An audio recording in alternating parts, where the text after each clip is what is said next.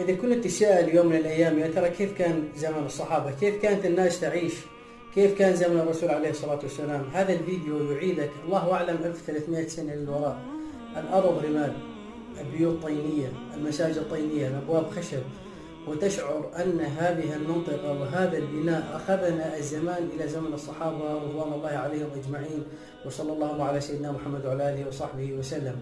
هذه الأراضي في موريتانيا أو هذا المشهد من موريتانيا، حتى اللباس، حتى قوامهم، سمارهم، كل شيء يوحي أنه يعود إلى زمن الصحابة.